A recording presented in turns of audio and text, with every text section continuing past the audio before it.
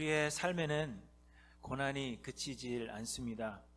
이 말은 아마도 누구나 동의하실 것입니다. 사람들은 예로부터 고진감래라고 하여서 고통이 지나면 달콤한 것이 온다 그렇게 기대했지만, 또한 흥진비례라는 말도 있습니다. 흥하고 난 뒤에는 슬픈 일이 찾아온다 하는 말입니다. 그러니 우리의 인생의 경험으로 비추어 보면 고난 뒤에는 달콤함이 찾아오지만, 그러나 그 달콤함은 잠시뿐이요 또다시 긴 고난이 찾아오는 것, 그것이 우리의 인생이라 그렇게 이야기할 것입니다. 그러나 우리 믿는 사람들은 고난이 하나님께서 우리에게 주시는 복이요 은혜라고 믿습니다. 왜냐하면 우리는 하나님의 뜻에 따라 잠시 고난을 당하지만, 그럼에도 하나님은 우리에게 더 좋은 것으로 갚아주실 것이다, 우리는 그렇게 믿기 때문입니다. 성경에는 말할 수 없이 큰 고통을 당한 사람들의 이야기를 기록하고 있는데, 그들은 결국 하나님께서 주시는 더 큰 복을 받았다는 것을 우리는 보게 됩니다. 요셉은 형들에 의해서 애굽으로 팔려가서 감옥에 갇히는 등 아주 큰 어려움을 당하였지만, 그러나 결국에는 애굽의 총리가 되었고, 그를 팔았던 그의 형들이 요셉 앞에 무릎을 꿇었습니다. 요즘 말로 하면 이보다 더 시원한 사이다는 없다, 그렇게 이야기를 할 것입니다. 무슨 얘기인지 아시죠? 고구마 드시고 사이다 먹으면 굉장히 시원한 것처럼 그 형들이 요셉을 팔았지만 요셉 앞에 나중에는 무릎을 꿇고 엎드려서 경배하는 그것을 보면 정말 사이다다, 그렇게 이야기를 하는 것입니다. 다윗은 2세의 말째로 태어나서 많은 무시를 당했지만, 그럼에도 이스라엘의 왕으로 기름 부음을 받았고, 그리고 그 후에 사울 왕 때문에 말할 수 없는 고통을 당하였음에도 불구하고 결국에는 이스라엘의 역사상 최고의 왕으로 그렇게 기억이 되고 있습니다. 또한 다니엘은 나라를 잃고 바벨론의 포로가 되었지만, 이 다니엘 역시도 바벨론의 총리가 되었습니다. 그리고 고통의 아이콘이라 할 수 있는 욥 역시도 그 어떤 것과도 비교할 수 없는 큰 고통을 당했습니다. 그 많던 재산을 다 잃어버렸고 자녀들은 모두 죽임을 당했습니다. 그를 위로하겠다고 찾아온 친구들은 위로는커녕 말로 욥을 공격하여서 욥이 당하고 있는 그 고통보다도 더 큰 고통을 욥에게 안겨주었습니다. 하지만 마지막에 욥은 모든 복을 갑절이나 받게 되었다, 성경은 우리에게 말씀하고 있습니다. 욥기 42장에 보시면 여호와께서 욥의 말년에 욥에게 처음보다 더 복을 주시니 그가 양 14,000과 낙타 6,000과 소 1,000결이와 암나귀 1,000을 두었고, 또 아들 7과 딸 3을 두었으며, 이렇게 말씀하고 있습니다. 욥은 고통당하기 전에 가지고 있던 재산의 갑절을 얻었고, 또 아들 7과 딸 3을 다시 주셨는데, 모든 땅에서 욥의 딸들처럼 아리따운 여자가 없었더라 하셨으니 욥은 큰 복을 받은 것이 분명한 것입니다. 그리고 그 후에 욥이 140년을 살며 아들과 손자 4대를 보았다, 성경은 그렇게 말씀하고 있습니다. 다윗은 말하기를 고난당한 것이 내게 유익이라 했습니다. 또 성경은 말씀하시기를 자녀이면 또한 상속자, 곧 하나님의 상속자여 그리스도와 함께한 상속자니 우리가 그와 함께 영광을 받기 위하여 고난도 함께 받아야 할 것이니라 하시면서, 생각건대 현재의 고난은 장차 우리에게 나타날 영광과 비교할 수 없도다, 이렇게 말씀하십니다. 현재의 고난은 장차 우리에게 나타날 영광과 비교할 수 없다, 그렇게 말씀하십니다. C.S. 루이스라는 사람은 고난은 변장된 축복이다, 그런 말을 했습니다. 고 옥하는 목사님도 고난에 대해서 설교를 하시면서 고난은 결국 우리에게 주시는 하나님의 은혜요 복이다, 그런 설교를 하셨는데, 이는 아주 인기가 높은 유명한 설교로 남아 있습니다. 그 이후로도 많은 목사님들이 고난은 하나님께서 자녀된 자들에게 주시는 은혜라는 그러한 주제로 많은 설교를 하고 있습니다. 그래서 우리도 고난을 당하지만 결국에는 하나님께서 복을 주사 더 좋은 것으로 채워주실 것이다 하는 기대를 가지는 것입니다. 우리는 지금 어려움을 당하고 있죠. 모든 사람들이 다 어려움을 당하고 있습니다. 그러나 언젠가는 하나님께서 이 어려움이 다 지나가게 하시고 이전에 없었던 그러한 복을 우리에게 주실 것이다. 아마 마음속에 그런 기대를 하실 것입니다. 그러나 현실은 사실 우리가 기대하는 바와 많이 다릅니다.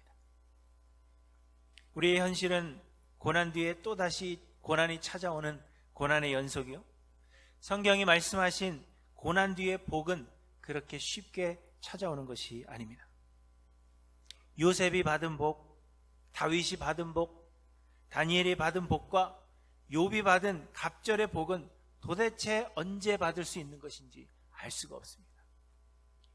우리는 그들이 받은 복의 10분의 1만이라도 좀 주셨으면 좋겠다 그렇게 생각하지만 그렇게 복받았다 이야기하는 사람을 찾아보기 힘듭니다. 현재의 고난과 비교할 수 없는 영광을 내가 받았다 그렇게 고백하며 감사하는 사람은 그리 많지 않습니다. 물론 우리가 받을 영광과 복은 내세에 받는 것이라 그렇게 말할 수 있습니다. 그렇기 때문에 이 세상에서 복을 받지 못하여도 괜찮다 그렇게 스스로를 위로할 수 있겠으나 그러나 여기에는 한계가 있습니다. 우리가 받을 영광과 복은 물론 내세에 받게 될 영원한 것이면 틀림이 없지만 그럼에도 불구하고 하나님께서는 현세에서도 복을 약속하셨습니다. 내세의 영광과 복을 받을 사람들은 현세에서도 동일한 복을 맛봄으로 인하여서 더욱더 내세에 받을 영원한 복을 바라보게 하시는 것입니다. 그렇기 때문에 내세의 복을 바라보는 사람들은 현세에서도 하나님께서 주시는 복을 받는다는 것입니다. 그렇다면 여러분, 현재의 고난과 비교할 수 없는 영광과 복을 기대하는 우리들은 도대체 무엇이 잘못되었기 때문에 그 복을 받지 못하는 것일까요? 우리는 과연 무엇 때문에 계속되는 고난으로 인해서 고통스러워하며 살아가는 것일까요?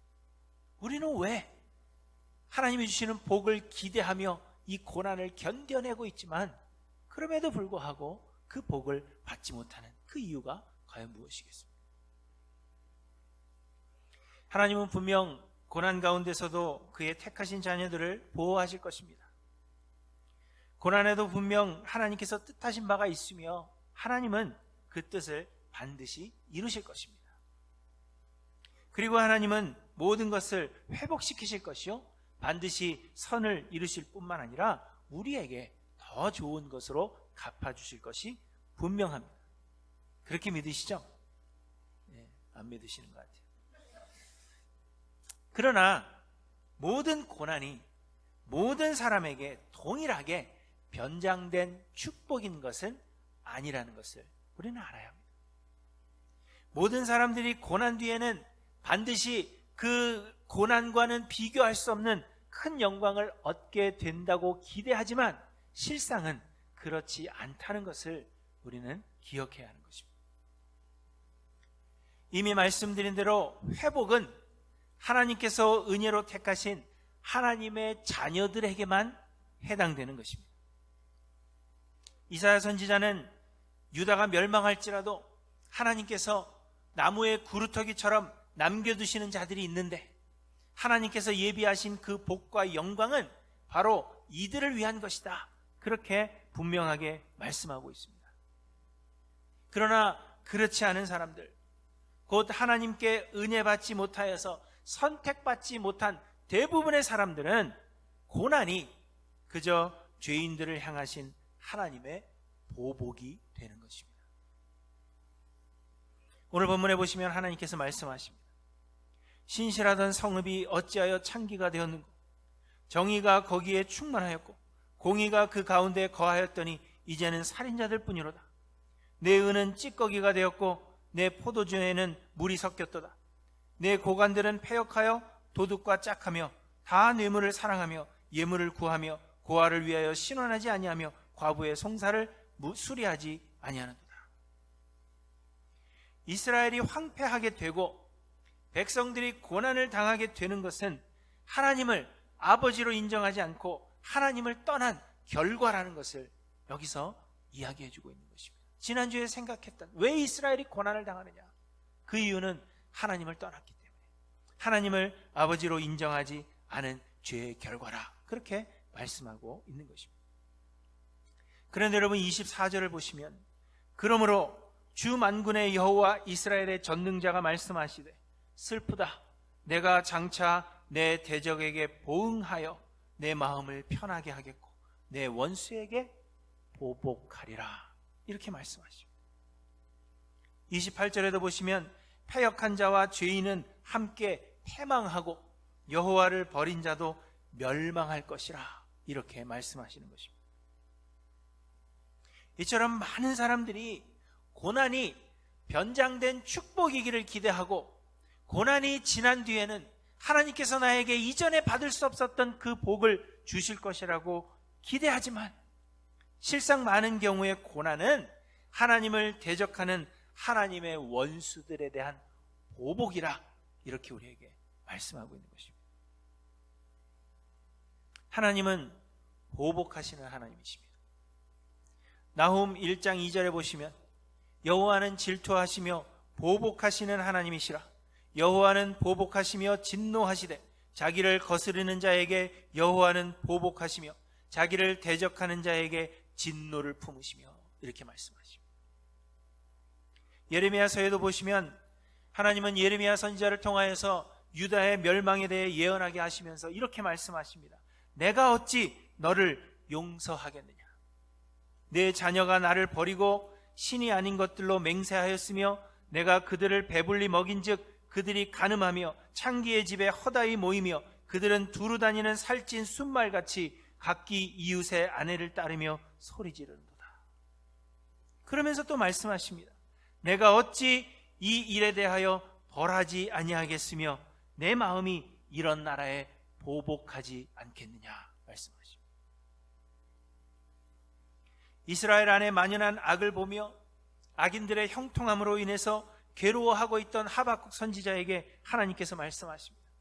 보라, 내가 사납고 성급한 백성, 곧 땅이 넓은 곳으로 다니며 자기의 소유가 아닌 거처들을 점령하는 갈대아 사람을 일으켰나니 그들은 두렵고 무서우며 당당함과 위엄이 자기들에게서 나오며 그들의 군마는 표범보다 빠르고 저녁 이리보다 사나우며 그들의 마병은 먼 곳에서부터 빨리 달려오는 마병이라.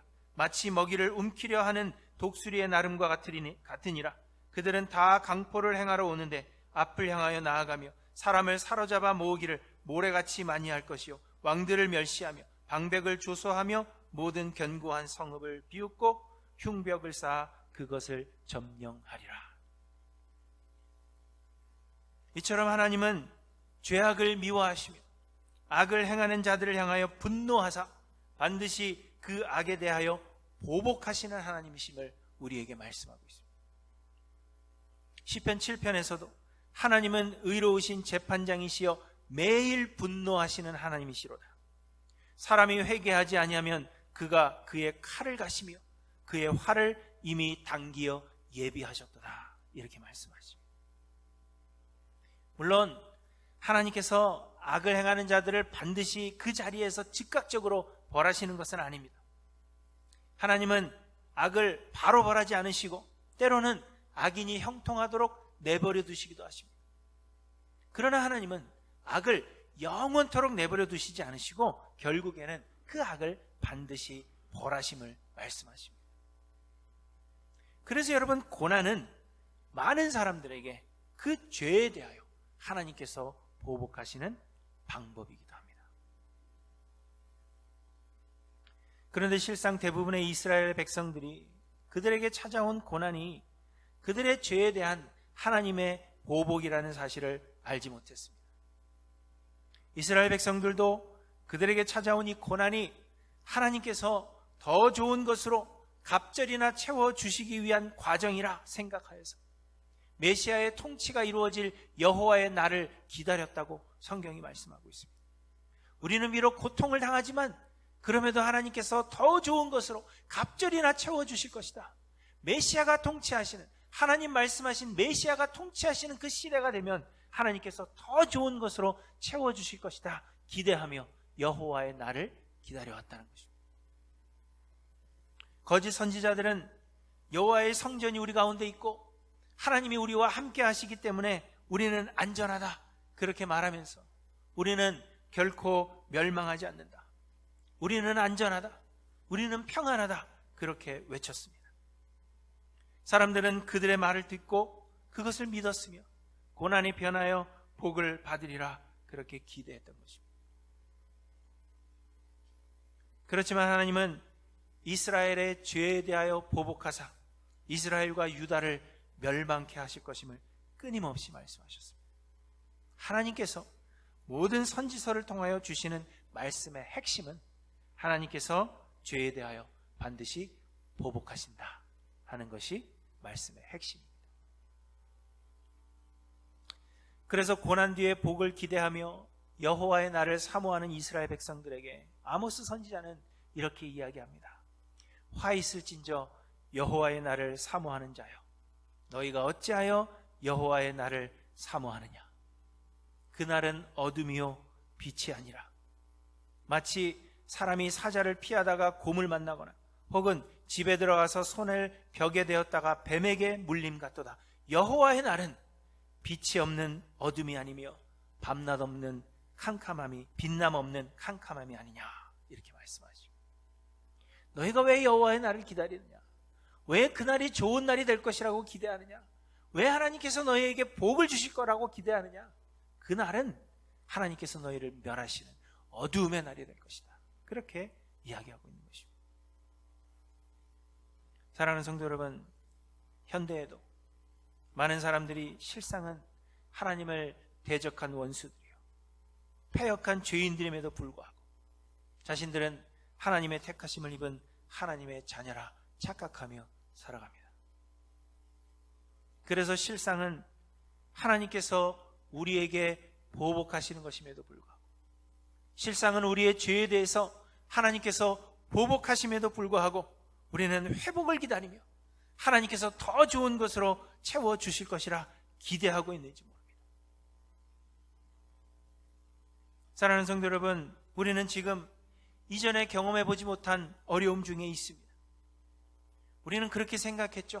백신이 개발되면 코로나 이전으로 돌아갈 수 있을 것이라 생각했고, 하나님께서 우리에게 어려움을 주셨으니 그 후에는 더 좋은 것으로 보상하실 것이다 그렇게 생각했지만 여러분, 그렇지 않아 보입니다. 얼마 전에 뉴스를 들으니까요, 50세 이상 성인들은 이제 매년 백신을 맞아야만 한다 하는 그런 뉴스를 들었습니다. 이 이야기는 무슨 이야기예요? 코로나 이전으로 돌아갈 수 없을 것 같다, 그런 이야기입니다. 예배에 참여하는 우리 모두는 지금처럼 마스크를 쓰고 계셔야 되고, 우리 중에 몇몇 분이 교회 잘 나오다가 한 2주 정도 안 보인다 그러면 그분은 감염된 거예요. 여러분, 모든 고난이 변장된 축복은 아닙니다. 고난은 우리의 죄에 대한 하나님의 보복일 수 있다는 것을 여러분 잊지 않고 기억하셔야 합니다. 그렇다면 우리는 고난을 당할 때 과연 어떠한 자세를 취하며 무엇을 기대해야 할 것인가, 여러분 한번 깊이 생각해 보시기 바랍니다. 그런데 여러분, 하나님께서 우리에게 보복하신다면 하나님이 우리에게 보복하게 하는 그 죄는 과연 무엇이겠습니까? 오늘 본문 29절부터 보시면 이렇게 말씀하십니다. 너희가 기뻐하던 상수리나무로 말미암아 너희가 부끄러움을 당할 것이요, 너희가 택한 동산으로 말미암아 수치를 당할 것이며, 너희의 잎사귀 마른 상수리나무 같을 것이요 물 없는 동산 같으리니, 강한 자는 사모라기 같고 그의 행위는 불티 같아서 함께 탈 것이니 끌 사람이 없으리라. 상수리나무와 동산은 이방 종교의 예배 처소를 의미하는 것입니다. 이스라엘 백성들은 세상에서의 풍요로움과 형통함을 얻기 위해서 이방의 우상들을 섬겼습니다. 여러 번 언급한 대로 당시 사람들이 섬기던 신들은 그 신들만의 스페셜티, 곧 전문적인 능력을 가지고 있다, 그렇게 믿었습니다. 이스라엘의 하나님은 이스라엘을 애굽에서 이끌어내고 광야에서 많은 민족들과 싸워 승리를 거두게 하신, 그리고 가나안 7족속을 몰아내신 전쟁에 능한 신이다. 사람들은 그렇게 생각했습니다. 우리가 섬기는 하나님, 우리를 애굽에서 이끌어내신 하나님은 전쟁에 능한 신이다. 그래서 하나님을 섬겼습니다. 전쟁 때는. 그러나 농사를 위해서는 비를 내리는 신인 바알과 풍요로움의 상징인 아세라를 섬겨야 한다, 그렇게 생각한 것입니다. 그리고 세상에서의 형통함을 위해서 이방의 여러 나라들 어떤 능력을 가지고 있는지를 생각하여 그들을 섬겨야 한다, 그렇게 생각한 것입니다. 하나님을 아예 섬기지 않은 것이 아니라 하나님을 섬겼지만, 그러나 우리의 삶의 형통함을 위해서 이방의 우상 종교들을 섬겨야 한다, 그렇게 생각했다는 것입니다. 그런데 하나님은 이스라엘 백성들이 그들이 기뻐하던 상수리 나무와 그들이 택한 동산으로 말미암아 수치를 당할 것이다, 그렇게 말씀하고 있는 것입니다. 형통함을 위해서 그들이 믿고 의지하던 그 대상으로 인하여 어려움을 당하게 될 것이고 고난을 당하게 될 것이다, 말씀하시는 것입니다.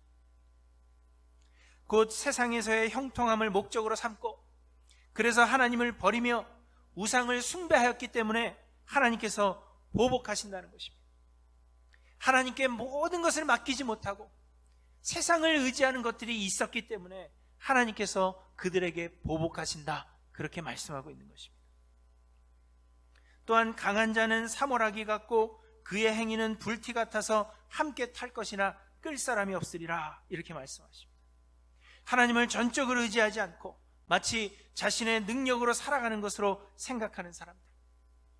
그래서 하나님을 섬기는 것 또한 하나님께서 은혜로 우리를 택하신 것이 아니라 자신의 정욕을 위해서 하나님을 내가 신으로 선택한 것으로 착각하고 있는 사람들, 그러한 사람들에게 하나님은 보복하신다는 것입니다.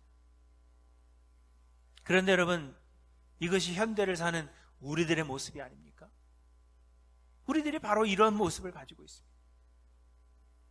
하나님은 세상의 잣대로 큰 죄를 저지른 그러한 사람들을 보복하시는 것이 아닙니다. 많은 사람들이 생각하기를 나는 하나님의 복을 받을 만큼의 큰 죄를 저지르지 않았다, 그렇게 생각하며 살아갑니다. 나는 꽤 괜찮은 사람이다, 그렇게 생각하는 것입니다. 그래서 우리는 안전하다 생각하며 고난 뒤에 복을 받을 것으로 기대하고 있는 것입니다. 그러나 여러분, 하나님께서 보복하시는 사람은 세상법을 어긴 큰 죄인들을 보복하시는 것이 아니라 하나님을 전적으로 의지하지 않는 사람들에게 보복하시는 것입니다. 세상에서의 풍요로움과 형통함을 목적으로 삼고 그 목적 이루기 위해서 하나님을 자기의 신으로 자신이 선택했다, 그렇게 믿기 때문에, 그래서 하나님을 우상의 하나로 전락시켜버리는 사람들에게 하나님은 보복하신다, 말씀하고 있는 것입니다. 여러분, 이것이 우리의 모습이 아닙니까? 성경은 말씀하십니다. 의인은 없나니 하나도 없으며 깨닫는 자도 없고 하나님을 찾는 자도 없고 다 치우쳐 함께 무익하게 되고 선을 행하는 자는 없나니 하나도 없도다. 우리는 모두 죄인들이며 율법의 행위로 하나님 앞에 의롭다 하심을 얻을 육체가 없다고 말씀하십니다. 이는 곧 우리의 능력으로는 하나님의 보복을 피할 자가 한 사람도 없다는 것을 말씀하고 있는 것입니다. 우리 모두는 세상에서의 형통함과 풍요로움을 위해서 살며 그런 복을 바라며 하나님을 섬기고 있다 하는 것을 부인할 수가 없는 것입니다. 나는 절대로 그렇지 않다 생각하시는 분이 있다면 이는 거짓말하는 것이라고 성경이 말씀하십니다. 만일 우리가 죄가 없다고 말하면 스스로 속이고 또 진리가 우리 속에 있지 아니할 것이라 말씀하십니다. 그러므로 여러분, 우리 가운데는 고난 뒤에 복을 기대할 수 있는 사람이 한 사람도 없다는 것입니다. 그러나 여러분, 하나님께서 택하여 하나님의 자녀 삼으신 자들은 감사하게도 하나님께서 보복하지 않으시고 회복시키신다, 그렇게 말씀하십니다. 그런데 여러분, 이 회복은 손해본 것에 대하여 채워주시는 그런 회복이 아니라 우리가 어려움을 당하고 많은 것을 잃었기 때문에 더 좋은 것으로, 갑절로, 세상의 것으로 채워주시는 그러한 회복이 아니라 하나님께서 처음 창조하셨을 때 그 신실하고 정의가 충만하고 공의가 그 가운데 거하던 때로 돌이키신다 하는 의미의 회복입니다. 그래서 25절에 보시면 내가 또 내 손을 네게 돌려 내 찌꺼기를 잿물로 씻듯이 녹여 청결하게 하며 내 혼잣물을 다 제하여 버리고 내가 내 재판관들을 처음과 같이 내 모사들을 본래와 같이 회복할 것이라, 이렇게 말씀하시는 것입니다. 우리는 모두 죄인들이며 하나님의 보복을 받아 마땅한 자들이지만 하나님은 구루터기와 같이 하나님의 자녀될 자들을 남겨두사 그들을 회복시키신다 말씀하시는 것입니다. 예수 그리스도로 말미암아 우리의 죄를 대신하여 십자가를 지게 하사 우리의 모든 죄를 용서하여 주시고, 그리고 우리에게 성령을 보내사 우리 안에 거하게 하시며 그 성령으로 우리 안에 역사하게 하심으로 하나님은 회복의 이 일을 이루실 것이다, 우리에게 약속하고 계시는 것입니다. 그러므로 여러분, 하나님의 자녀로 택하심을 입은 자들 역시도 고난 중에 가만히 있어서 저절로 복을 받는 것이 아니라는 것을 말씀하고 있는 것입니다. 고난이 지난 다음에 복 받는 것, 그것이 하나님께서 계획하신 고난의 이유가 아니라는 것입니다. 하나님의 자녀로 택하심을 입은 자들은 그 심령 속에서 하나님의 성령이 역사하십니다. 그러므로 고난 중에 하나님의 자녀로 택하심을 입은 자들은 자신의 죄를 발견하고 애통해하는 심정으로 주님의 은혜를 구하며 주님 앞에 나오고, 우리의 죄를 대신하여 십자가를 진 예수 그리스도의 은혜를 구하며 자아를 십자가에 못 박는 자들이라는 것을 우리에게 말씀하고 있는 것입니다. 복을 기대하는 것이 아니라 회복을 기대하며 우리 안에 거하시는 성령께서 역사하심으로 주님의 은혜 앞으로 나오는 것, 그것이 하나님께서 택하신 자들, 하나님께서 회복해 하시는 하나님의 자녀들의 모습임을 우리에게 말씀하고 있는 것입니다.